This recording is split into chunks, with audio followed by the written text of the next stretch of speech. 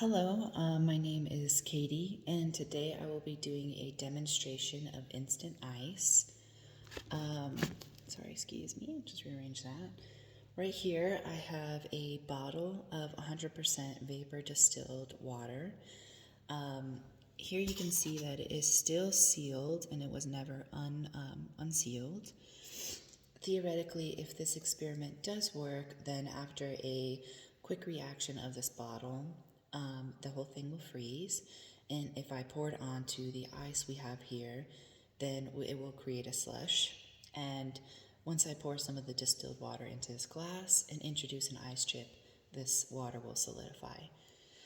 The reason why this occurs is because the molecules in this water are moving a lot slower. This stops them from being able to overcome the attractive intermolecular forces. During this process, hydrogen bonding gets stronger as the temperature lowers. This process is called nucleation. This is the formation of crystals from a solution and a small reaction. Something similar you can find to this experiment is the formation of rock candy. Rock candy is formed in a similar way as these ice crystals are through nucleation. This is considered to be a physical property because it is H2O that is in turn formed into different formations such as ice, slush, solid, etc. So let's go ahead and get this process started. So I'll go ahead and do a quick flick of the bottle and hopefully this will solidify it. So,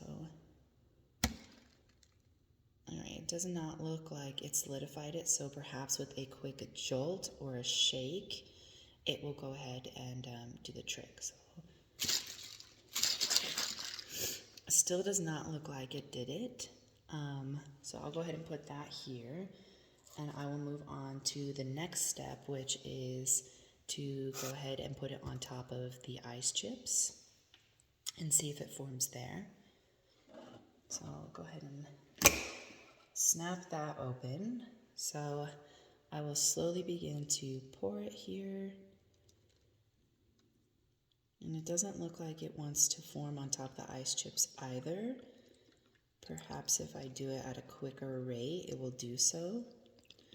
Theoretically, when pouring onto the ice, this liquid water is supposed to be very dense, and when ice is introduced to it, the density increases, making the atoms and molecules more tightly packed.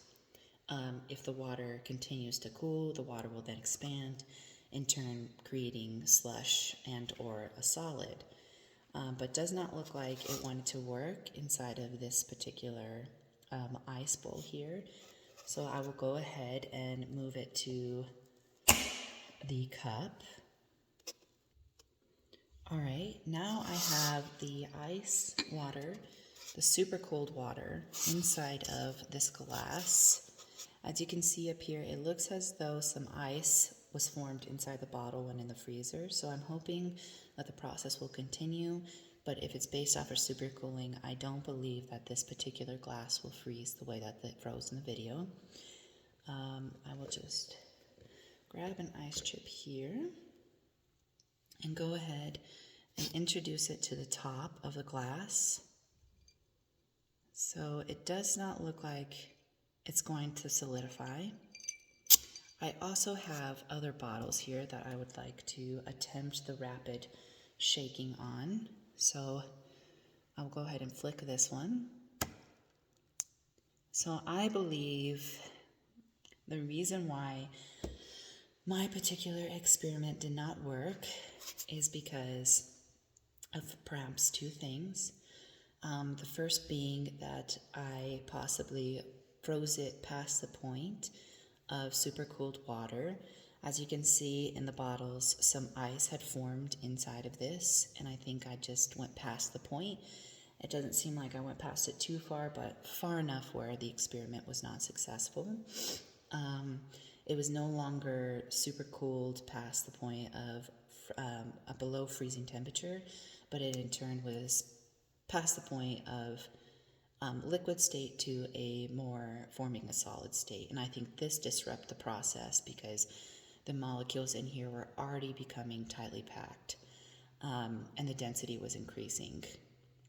I also believe another reason why perhaps it went past the point of supercooling, even though I froze it for the preceded proper amount of time, is perhaps that my freezer is set to a lower temperature than the individual in the video.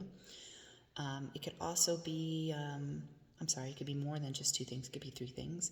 It could also be that this particular brand of distilled water was not 100% distilled as the label had said, and could possibly have impurities or other minerals in it that disrupt the process. Thank you for joining me for my presentation.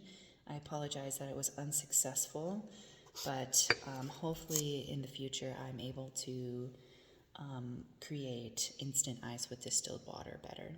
Thank you very much.